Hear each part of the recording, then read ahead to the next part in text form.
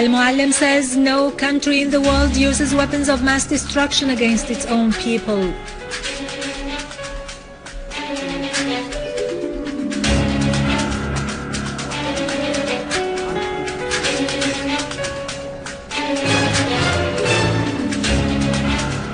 Al-Muallim says, I challenge anyone who accuses the Syrian armed forces of using chemical weapons to present the proof to the public opinion.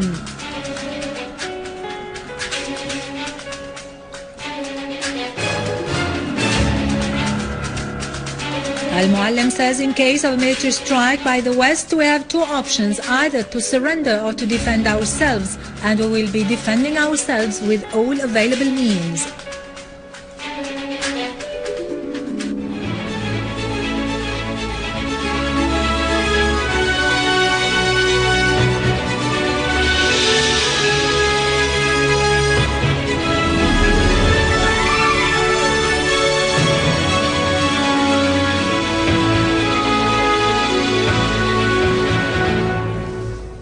Good afternoon, ladies and gentlemen, and welcome to our news for today.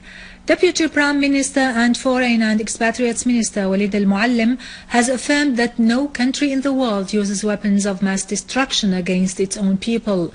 I challenge anyone who accuses the armed forces in Syria of using chemical weapons to present the proof of such accusation to the public opinion, Mr. Muallim added.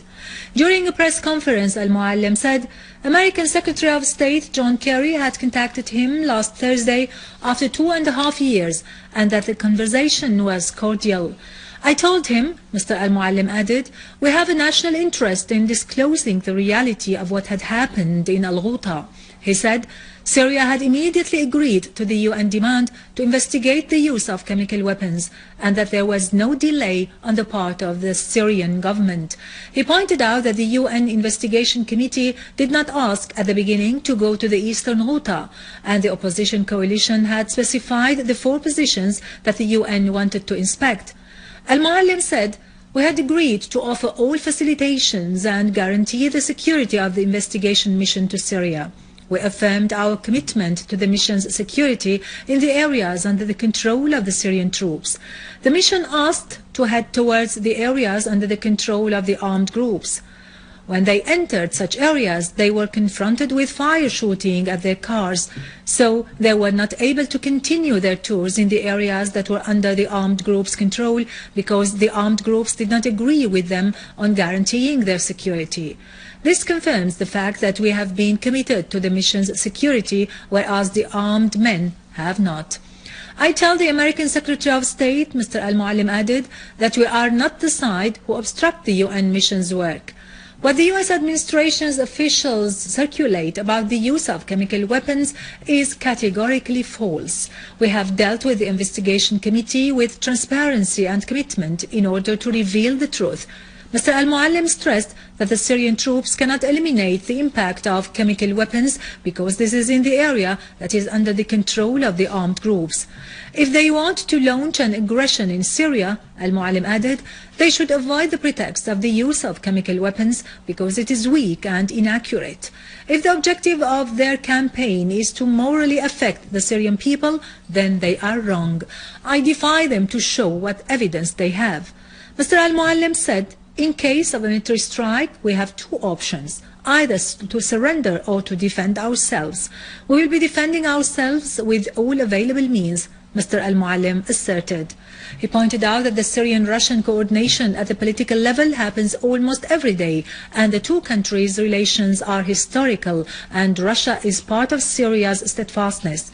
He added that there is full coordination with Iran, and they know that what is happening in Syria and Iraq is an implementation of a planned policy since 2009 to get to Tehran. About the American stand concerning the Geneva conference, Al-Muallim said, since the beginning, we have suspected the American intentions towards the conference, and we told the Russian friends that we trusted them, but we did not trust the USA because it did not want a political solution, and the reason was simple. It was because Israel did not want such a solution. It wanted violence and terrorism to continue.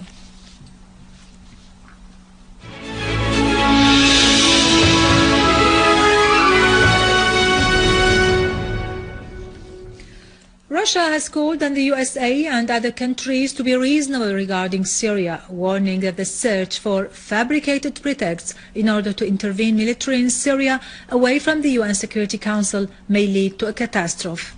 The Russian Foreign Ministry spokesman Alexander Lukashevich said in response to the US decision to cancel the meeting due to be held with Russia in The Hague tomorrow that the attempts to act away from the Security Council once again would have grave repercussions on the countries in the region. He called on American officials and all members of the international community to abide by the international law and the basic principles of the UN Charter. He said, "The most earnest task at present is to hold an international conference on Syria."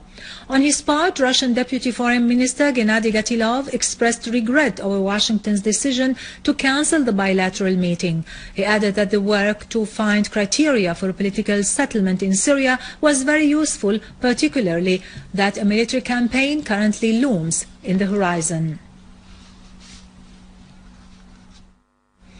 Iran has said the repercussions of any military action against Syria will not stop at the Syrian borders, but will go beyond to cover the region as a whole.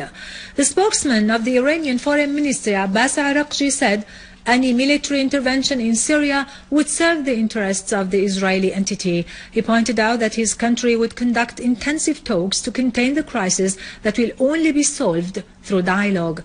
Araghchi said the armed terrorist gangs were the ones who used the chemical weapons in Syria, referring to the presence of evidence and indications that confirm such accusation.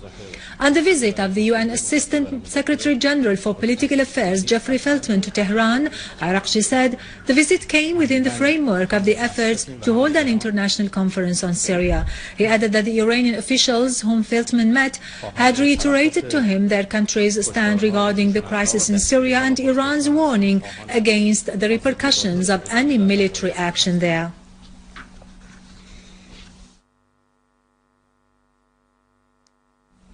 Jordanian MPs have denounced the meeting held by foreign and Arab armies in Jordan, which aims at conspiring against Syria. A group of present and former MPs, as well as political, syndical, media and tribal figures and retired military officers, appealed in a statement on all the honest people in Jordan. To their forefront is the Jordanian army to intervene to prevent the conspiracy of getting Jordan involved in the aggression on Syria. The meeting comes at a time when Western escalation campaigns and information leakage talk about weapons being sent to the mercenary terrorists via Jordan, and that such activity is being funded by Saudi Arabia. The meeting had started yesterday and comprised the American Chief of Staff, General Martin Dempsey, and the Chiefs of Staff of Saudi Arabia, Qatar, Turkey, Britain, France, Germany and Italy to discuss the impact of the crisis in Syria. Meanwhile, a Jordanian government source said today Jordanian lands will not be the place from which any military action against Syria would be launched. He pointed out that Jordan's stand towards the crisis in Syria has not changed. The Central Committee of Fath al-Intifada movement asserted that the campaign of escalation and fabrication against Syria on the chemical weapons issue is just a pretext to create an atmosphere to launch an aggression on Syria. In a statement, the committee said that the involvement of any Arab country in this conspiracy against a sisterly country that has always stood by the countries of the whole nation, supporting them to liberate their land, would be a shame and a stain on the conscience of the rulers. On the ground, the Syrian Arab army eliminated several gatherings of the terrorists east of Abdullah bin Mas'ud Mosque and along Al-Zahabi Street in Babhoud, west of Al-Ummal Pharmacy and near the National Hospital in Jurat al-Shayyah neighborhood of Homs, and also in Hosh Shamsi and Hosh Abaza in the area of As-Sa'an in Homs countryside. Our armed forces also killed many terrorists and injured several others near the post office and Mahmoud Mosque in Ar-Rastan, the Old District and the roundabouts in Taldaw, in addition to destroying a rocket launcher for the terrorists east of Tel Bise. Russia sent today a plane carrying 20 tons of humanitarian aid to the Syrian people.